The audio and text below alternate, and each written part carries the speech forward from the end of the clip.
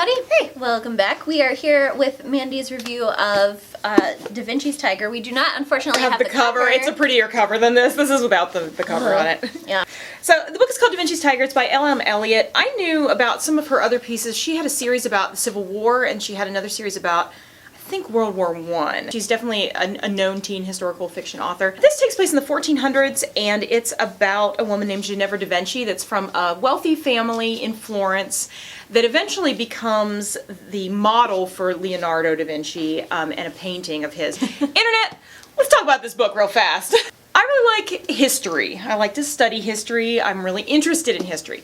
If you're gonna write a book about history, you should probably, not just Wikipedia and go. You should probably, do some research. Here's what turned me off. I got to page 19 on this book. I will admit, everybody thinks librarians like to read a bunch and they'll read anything. No. If it's not good, I'm not gonna read it. There's plenty, look at all these books. There's plenty of books in the world. So, I get to page 5, and a character says to another character, "Let me clean out that wound. You don't want it to get infected." Internet, do you know when we discovered viruses? 1890. This is 1470. Come on. They thought the devil caused infection in 1470. And then they were jousting, and jousting wasn't really popular in Italy till the 1600s, and it was really more of a British thing anyway. Also, I'm so mad about this book. She was describing the Renaissance like you didn't know what the Renaissance was during the book. Just do an intro about the basics of the Renaissance and then just tell a story.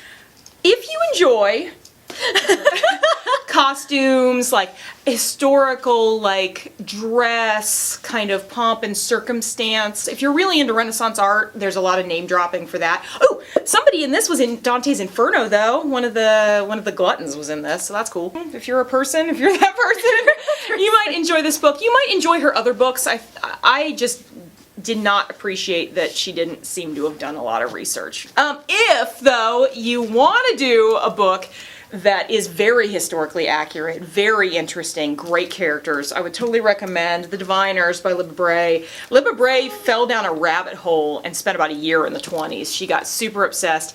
Every club that she mentions in this book is a real club from the 20s. There are lots of historical New Yorkers that she popped in there for interest. This book is basically about a party girl who uses a Ouija board and forgets to say goodbye and unleashes an ancient evil in New York City. It's fabulous, it's scary, it's funny, really, really great cast of characters.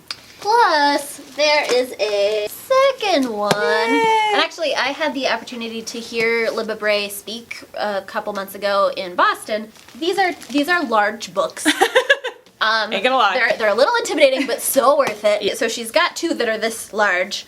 It's, I think, gonna be a 4-book series. Oh. She said if she had her way, it would be a 6-book series. She really, immerses herself in the culture, really knows what's going on. There's a lot, and this one about, the underground aspect of New York City. There's a sleeping sickness spreading around New York, and people are dying from it, and they're trying to figure out what's going on.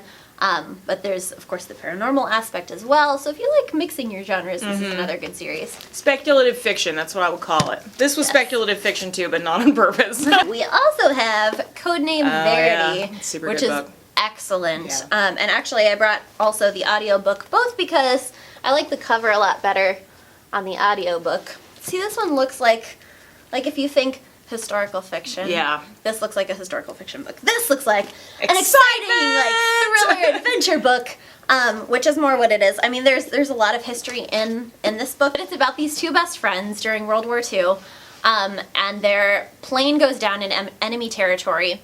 One has a chance at survival, one less so. Two best friends get lost in enemy territory. Lots of adventure, torture. It's very graphic at some points, very intense. Not just for the girls, good war story. This isn't one of those stories that I think people think all historical fiction is just lady stuff. It's not. There's good it's grisly.